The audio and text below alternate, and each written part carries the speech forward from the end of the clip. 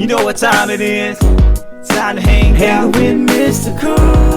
With Mr. Cooper, with Mr. Cooper, with Mr. Cooper. Get the latest scoop from Mr. Cooper, from Mr. Cooper, from Mr. Cooper. Hang with Mr. Coop, with Mr. Cooper, with Mr. Cooper, with Mr. Cooper. Get the latest scoop from Mr. Cooper, from Mr. Cooper. Yeah.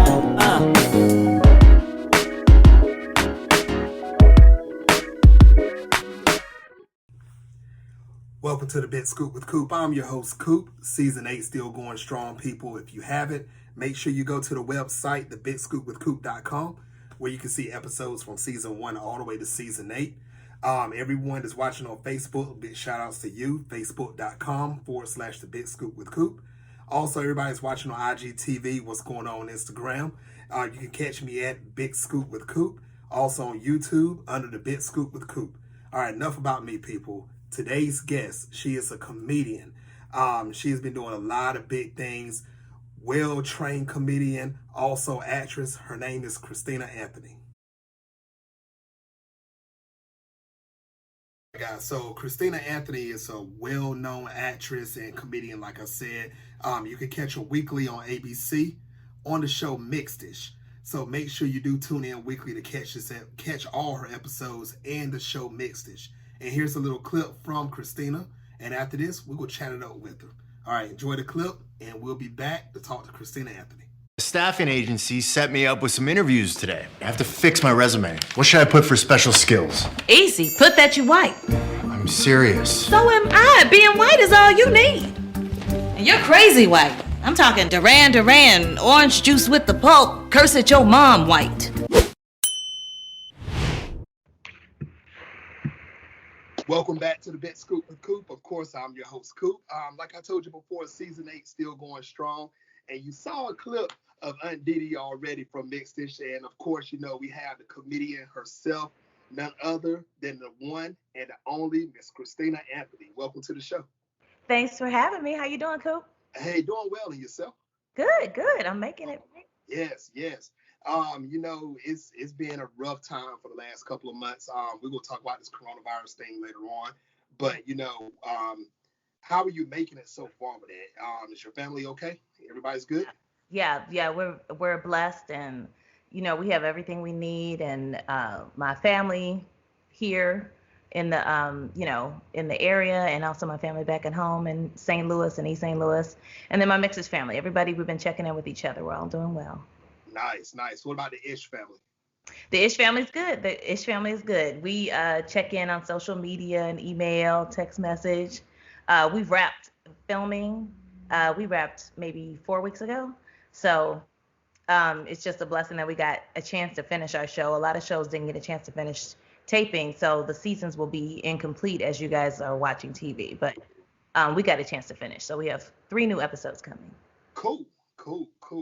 Now, like I said, Christina, a lot of people, they've seen you on the show and everything. They've seen you come up to your stand-ups, everything that you've been doing up in Chi-Town when you first started. But I'm not going to tell that story. That's all on you to tell. But let's go on to start from the beginning, Christina. When did you first realize that you wanted to become an actress? I think when I was very young, I really enjoyed television and performing. And I remember I used to watch all kinds. I didn't know what sketch was per se, but, you know, like I would sneak and watch Saturday Night Live. They used to have this really old show called You Can't Do That on television. It was like a bunch of like white kids out of Canada doing sketch comedy. And so I used to love like watching all those kind of shows. And I think they run like repeats of Laugh-In. And my parents would always be like, you're too young to be watching that stuff. But I would be sneaking and watching. And so, it just, you know, my love for comedy started there. But growing up, I grew up in East St. Louis, which is a really small town in Illinois, in Southern Illinois, across from Missouri. And, you know, I don't think we really knew, like I knew who Eddie Murphy was, but I didn't know like how you got on Saturday Night Live. So I didn't become a professional comedian. I think I was very funny my whole life, but I didn't start getting paid to act or become a comedian until I was in my 20s. And that was like 20 years ago. Wow. Now, Christina, you know what? I remember that show. You Can't Do That on television. Yeah. I remember they used to be on stage, and I think they say, like, I don't know the slime will come down, Yeah, and they say like water, the bucket of water will knock them down. yeah, That was a classic show. I remember watching that on Nickelodeon yeah. back in the 80s. I definitely do. Laughing, I remember that also. I mean, I grew up with the classics just like you did. And I think a lot of people that's watching, I hope you guys remember that. And if you don't, tune into it. Go to YouTube, look it up. Yeah. But not right now, because you're not going to run away from this interview. You go watch this interview, then check it out.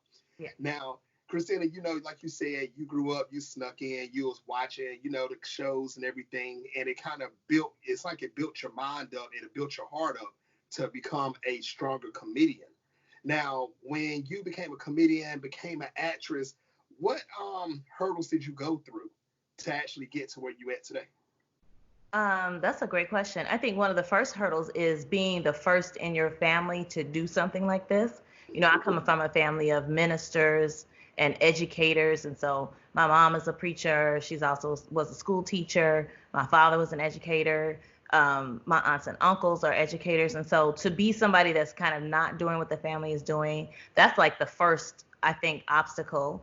And then the next thing is to find out how to do it, right? Because you know, you can't just say like, I'm a doctor. You still need to go to school. You know, go, as my friend would say, going to McDonald's don't make you a hamburger. You still need to study these things.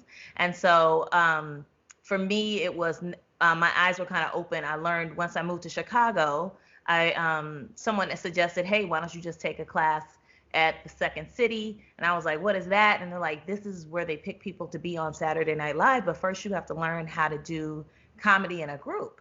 And so that's really where I started learning. So for me, the obstacle was training. And they helped me piece my training together and really learn how to write a joke at Second City. And places, there's other schools too, like UCB and some other schools. But there you learn how to write jokes on paper first. And then, and a lot of stand-up comedians too, they write jokes on paper first, and then you try them out in front of the audience. And so that's how you go from just kind of being like that naturally funniest kid in your classroom or funniest person at work to being a comedian who knows the art of crafting a joke. And so once I learned that system and learned how to write jokes and learn how to take what I thought was funny and bring it to the stage, it just really, it was a great experience. And that training, it never leaves you. Wow. Now, was it hard for you to, you know, switch from that mode of ad-lib with comedy to actually writing it down? Was it hard for you to catch on to it? Yeah, I mean, some days are harder than others. You know, I'm still, you know, you should still be keeping writing. You know, sometimes I have more time to be writing than others. But yeah, I think for me, improvisation or ad-libbing is, you know, that's my sweet spot. But you know, for projects like the one we're about to talk about, like Mixed Dish, that is an acting job. So they don't need me to write anything. So that's where you also want to build up your skills and learn how to figure out what is funny so that when you're reading someone else's joke, it seems like you wrote it yourself, but you want to be able to perform other people's work. Otherwise, they don't need you for the job. They'll find somebody else who can do it. And so I think that's the other thing that I really have mastered and tried to really learn over the years is, you know, how to play your position, you know, and play your part. Sometimes I'm the writer, sometimes I'm the actor. And learning that, once you learn how to do different jobs and learn which ones to do when, that's the key to it. Wow, nice. Now, with you starting off in the beginning of your career, did you have any mentors that helped you out in the beginning? Yeah, I did. I had a lot of mentors, especially Keegan Michael Key. He's a comedian, and Jordan Peele. They came out of the Second City. It's a lot of other great people, but you know, just linking up with sketch comedy, I would say 20 years ago was a very white place to be.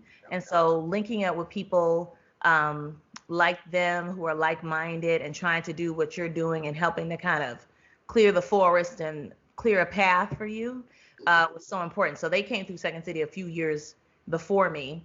And it's just been phenomenal. I went on to do the pilot for Key and Peele, their sketch show that they had together on Comedy Central. And they're really, it's great to watch them. For me, it was great because I was able to watch them and see, oh, I can bring my point of view as a Black person to comedy, even though it is a white environment. I'm able to bring my point of view and I can talk about what's important to me. Wow.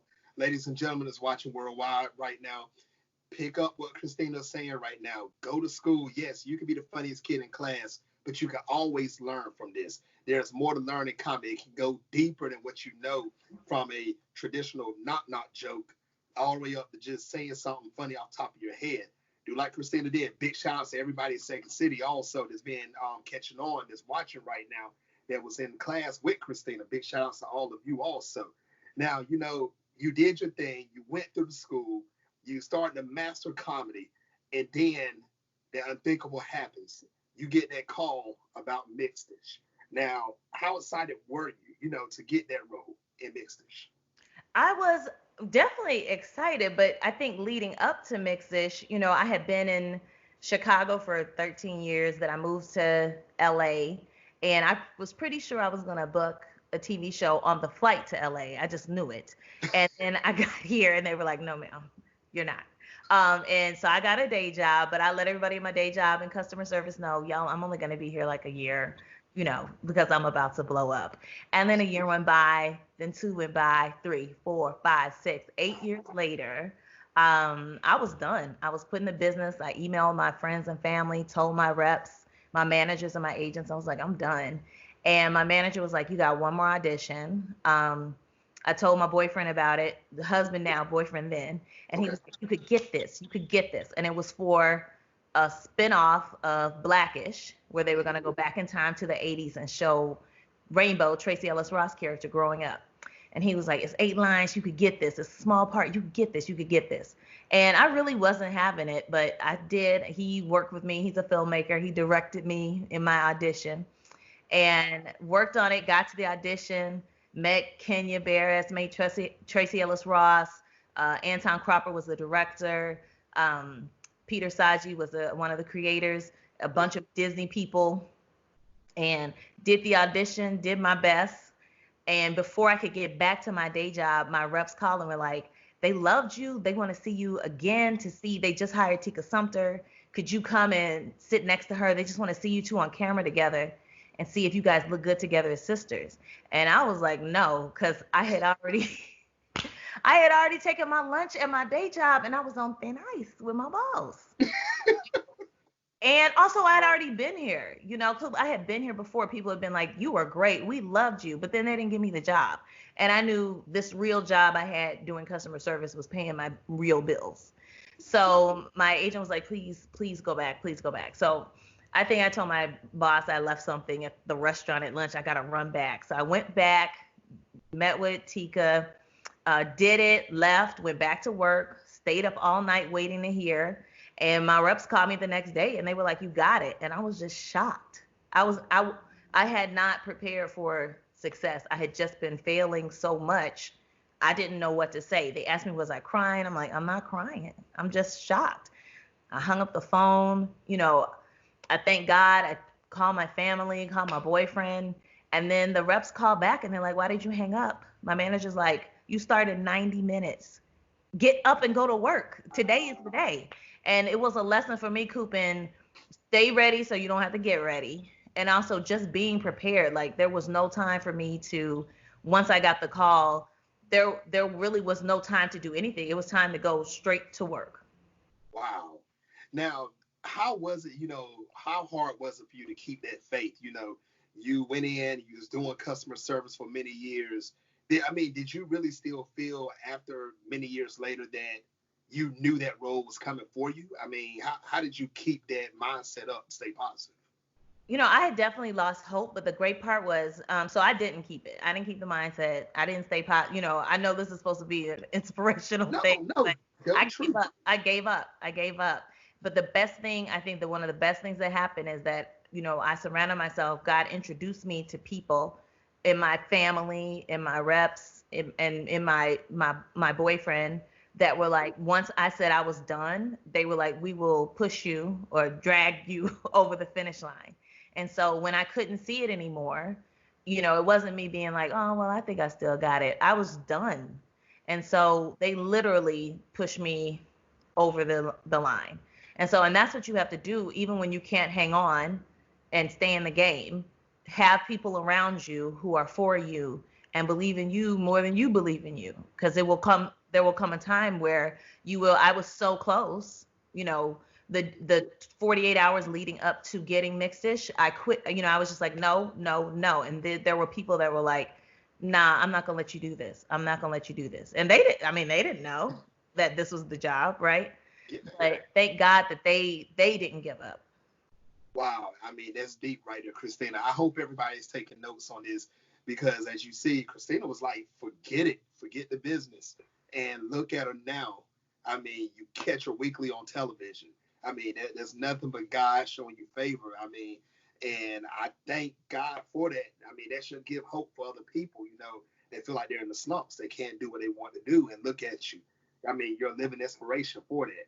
And Christina, I got to give you shout outs yourself for doing that for even though you gave up, you still went back and you did what you had to do. And I love that little move that you did, act like you forgot something at the restaurant. So you go sit down with Tika to make sure. Good move on that. Good move on that. You gotta do what you gotta do. You got that right. Now on Mixed Dish, when the cameras are not rolling, what is it like? What's the environment of the whole cast? How is it? We are a very goofy family. So on television sets, this is different from comedy shows and on doing plays. On television sets, on big TV shows, they're constantly giving you food. I think it's to keep you awake because you're so sleepy. So there's a lot of eating. And I'm gonna say right now, the biggest appetizer are the littlest people on the show. They eat all the food up, and the skinniest people on the show, they eat all the food up. So there's lots of eating. And then it's always fun. Like people will come and visit. And there'll be visitors like somebody's parents, mom or dad will come and visit us. Somebody's godchildren will come visit us. And so that's fun too, to be able to, share the show with people's close family. Since we are there all the time together, it's nice to be able to have people's family come see us. And then there is a lot of, we do have fun. So there's definitely a lot of Soul Train lines. There's a lot of electric sliding. I should like, what is this? This is so bogus. Nice. But, yeah, there's a lot of SOS band, a lot of Gap band. There's a lot of that. It's a very black show. It's fish, but it's black. It's a black show. Now I had Ethan on the show probably about 2 weeks ago. Okay. And he was telling about the situation when he asked Tika about what was said on the wall. It was a phone. He did not know about that retro phone, and yeah, I guess it was a rotary phone. That's how he was describing it. Now, do the kids on the show, are they catching on to the 80s a lot, in your opinion? Yeah, they're getting more. Yeah, they're getting more used to it. It's interesting though. We'll see things that they bring on, and they'll ask, "Is this a joke? What is this?" Like Erica trying to figure out how to put a tape into a boombox. She was like, "I just use my phone for my music." She doesn't even remember CDs. Like, it's just crazy. Or just even like I remember some song came on. And maybe it was like, She's a Bad Mama Jamma. And Mimi was like, why does everyone know this song? I'm like, girl, this is a jam. So yeah, but now they're learning these things. So it's cool to watch them. And it's also really cool to watch them grow up. But it's also fun to like relive your childhood through them. Like, I think Erica got a Trapper Keeper and she was like, what's the big deal? I'm like, girl, that's a Trapper Keeper. What is wrong? That was gold back in the day. I'm like, girl, this got Velcro on it. She's like, everything has Velcro on it. What is the big deal? What is wrong with y'all? I'm like, Velcro shoes? This is huge. But yeah, it is fun. It's fun to watch them grow up, and also fun to watch them be like, you old people, why do you like this stuff? That's crazy. Now, Christina, I ain't gonna lie. I remember when I was back in school, because you brought up the Trapper Keeper thing. I remember when I was back in school, you had the Trapper Keeper, then you had like the generic kind. And people used to walk around and look at your notebook like, oh, you don't have Trapper Keeper? And roast you. Yeah. Like if you're wearing cookies. You remember how you called them cookies back in the day? Man, you got roasted off of Trapper Keepers. I remember that. That is crazy. Now, Christina, I'll catch you off guard with this one. Now, if you could go back in time right now to the 80s, and you could spend one day in the 80s, what would you do? Even though you do it weekly on television, but off camera, what would you do? Okay, wait, am I a child in the 80s or am I a woman in the 80s? No, you're a woman. You're in a time machine. You're Marty McFly, Back to the Future. You're going back. Okay, I already know. I'm going with my aunties who they had a fancy black Cadillac, and we're probably going to a Charlie Wilson concert for sure. Wow. Yes, and I'm wearing makeup the whole nine. I'm doing it. I would love to watch them get ready and go places. I'm like, please let me go. Please, please, please. That's crazy. Now, I got to ask them, because a lot of people wants to know this. Is Christina and Aunt D, are they almost like the same person? Oh, no. I think I would be kicked out my family if I was reaching in that much. I mean, I probably, actually, maybe I do. I have nieces, and I am obsessed with, I have 3. I'm obsessed with them very much the way I am obsessed with, the way Denise is obsessed with her nieces and nephew. And I do wear wigs. Wait, Coop, maybe we have discovered something. Maybe I am Denise. See? Yeah. But I will say this, Denise does not, I will say Denise is kind of, I want to say this delicately. She is a little bit of a skeezer. Is skeezer the word? Like a hoe a little bit. And I would like to think, as a newly married woman, I've gotten myself together. So Denise she's kind of wild. She's kind of out there as far as the dating scene. She's living her best life. So in that sense, we're not the same. And Denise hates her job, and I love my job. Wow. Good comparison. Good comparison, a good contrast. You're right about that. Now, the big thing is that everybody make sure you do tune in to Mixage every week. You got to catch the episodes. If you have not watched this show already, stop sleeping on a rock. Watch it. If you don't know about the 80s, you're going to learn. You're definitely going to learn. Now, I want to know, Christina, for my own personal benefit, is it true that you are doing an episode with the 90s in Mixage? Oh yeah, well we did a little. It already happened actually. We Anthony Anderson and Tracee Ellis Ross, who played Dre and Rainbow on Blackish as adults, came to Mixed-ish. It's I think it's not last week's episode. It's the episode before last. I missed that one. Yeah, check it out. It's super brief, but yeah, we go to the 90s, and yeah. Jeez. So how was that, like, as far as it goes for the rest of the cast to jump from 80s to 90s? Was it really a smooth transition for everyone? Well, not the adults, but more of the kids, because I know the adults have lived through every era. So yeah, how was it? Yeah, so the kids didn't join us for that since Tracee was Rainbow in that episode, and so we were, I guess if it was the 90s, we were like 10 years older. And so, yeah, so they changed our hair and wardrobe to more reflect the 90s. The biggest change, you should check it out, though. I think the biggest change is probably for Mark, Paul, and Gary Cole, the dad and grandpa, because let's face it, Black women 10 years later, how much different we going to look? Yeah, true. Tika and I look the same. But, come on. But it was really great. And Anthony looks hilarious. And yeah, it's worth a peek. Yeah, go check it out. Now, please tell me Mark didn't go back to Zach Morris. Please tell me he didn't. Yeah, no, he didn't go to Zach Morris because technically he was in his 40s or 50s. That's right, because older. Yeah, you're right. You're right. Jeez, my mom went back 90s all the way for him. Yeah, it is surreal to be acting with Zach Morris. So. Ooh, nice. Now, you know what? Big shout outs first. Big shout outs to Tika Sumter. I got to give her that. She's doing big things also. Mark, if you watching, big shout outs to you too. Christina, I'm not going to lie. You're doing big things, and it's crazy how your career has blown up so quickly. Even though you've been in the game for a minute, you went to school, you learned. But, I mean, this show, Ish, the Ish family is like blowing up, and I think it's helping a lot of modern day families that have younger kids learn about how their parents grew up at this time, and I want to say thank you to you and everybody else. You're helping out these kids to learn what happened back in the day. I got to give you shout outs for that. Oh, thank you so much. And we have our crew and our writers are just amazing too. Every time I get the script, it's so much nostalgia, but yeah, it really brings you back and things that you just remember. And even especially like times like this, having a moment to just think about this is a better time for a lot of us, it was a better time in our lives. And that 80s childhood, just having that foundation, it's nice to share it with other people.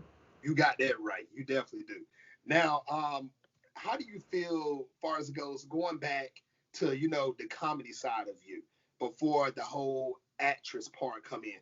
Is it harder for you to do like stand-up comedy, or is it harder for you to act? Which one was harder for you, and which one is more pleasant for you? I wouldn't say one is harder than the other. Acting is so easy just because I've been taught you have to write this material first before you can perform it. You know, as a stand-up, when you're coming up, you write your own material. Maybe if you get like huge, like Richard Pryor, you know, other people might write jokes for you. But, you know, you have to put in that work and write those jokes. At the same time, acting feels, you know, it's not easy by any means, but it is a little bit easier because I just do whatever they have written down. And so I'm free to kind of play with the material, and I haven't had to spend a lot of time in the trenches testing the material, you know, versus stand-up.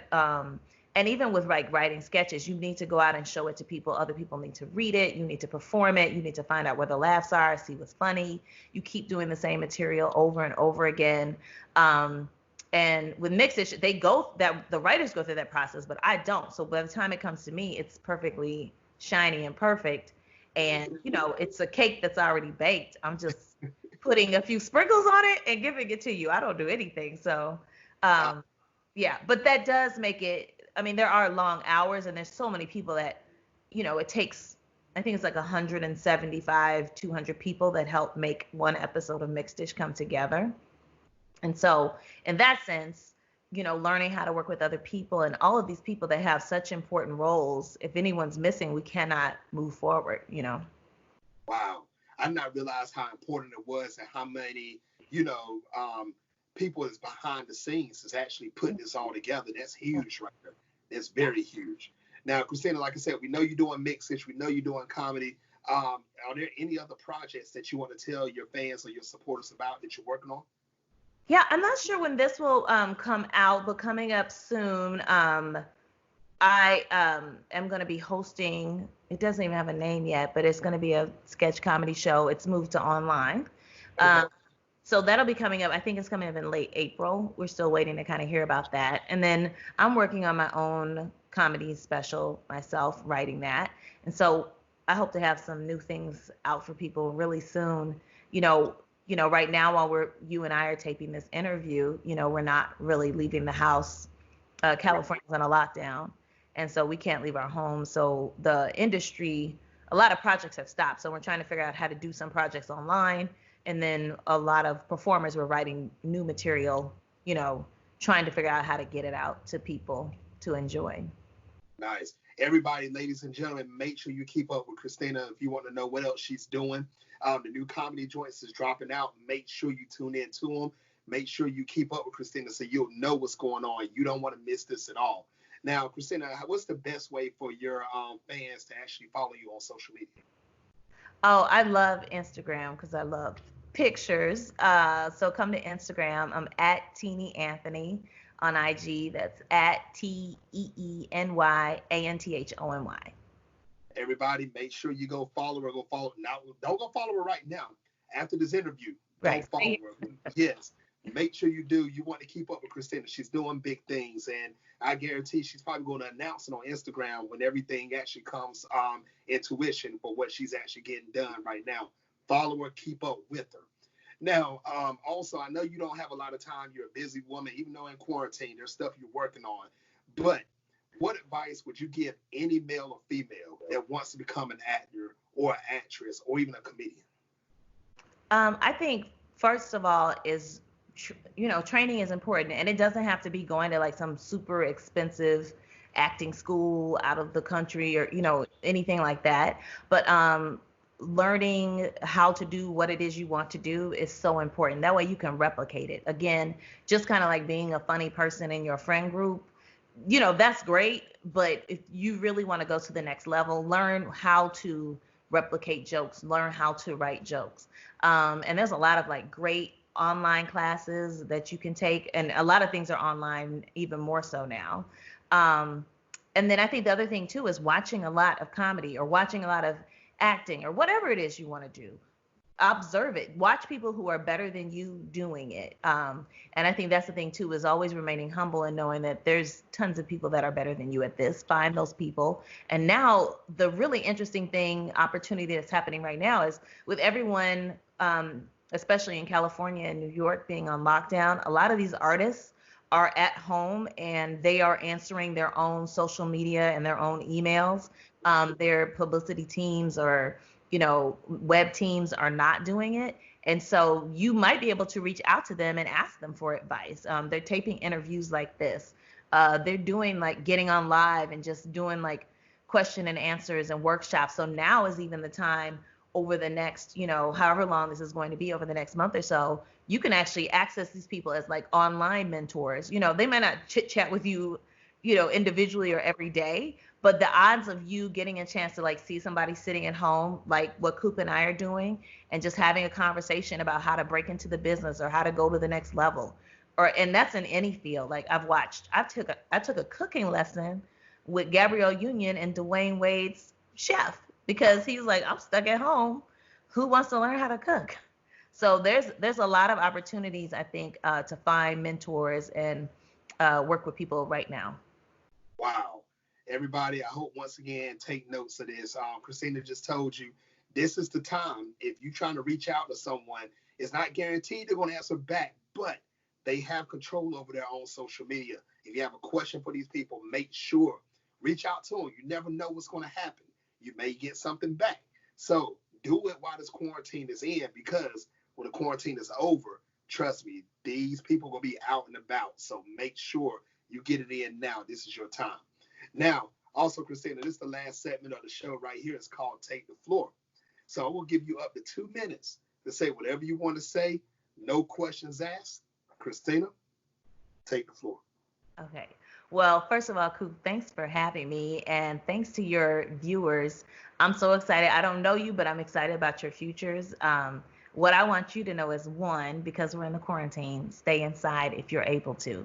And if you're not able to, we always pray in God's protection over you, but make sure you're taking your own precautions and masking up and wearing gloves and washing your hands. We will make it through this together. The other thing I want you to know is to always remember to, while you're keeping your faith and checking in on your friends and your family, keeping your circle tight is totally fine. But like I mentioned before, I want to make sure you guys are keeping a circle that is going to be building you up. And especially if you're in a romantic relationship, shout out to my wonderful husband. They should be pushing you towards your dreams and towards your goals. And I'm a great example of that. And so make sure that as you have your friends around you and even your family, sometimes we can't be super close to our families, but the people that you choose to keep close to you, make sure they're pushing you towards your dreams and your goals and making you better. There's a saying, iron sharpens iron, and then you should be doing the same for them. Wow, this deepness, people. Make sure you do go do this. Reach out, push each other while you can. Just like Christina said, positivity is what counts in this situation right here in these days and times. And even when the quarantine is over, continue to push each other. It's nothing but positive. Don't hate on each other. Help elevate each other. So, yeah. Christina, I want to say thank you once again for coming on the show, and I'd love to have you back on in the future. Yes, thank you, Coop. No problem. All right, guys, make sure you stay tuned. Soon I'll be announcing who the next guest is. And all right, people, make sure you stay safe, stay healthy, stay well on the next time on the Big Scoop with Coop.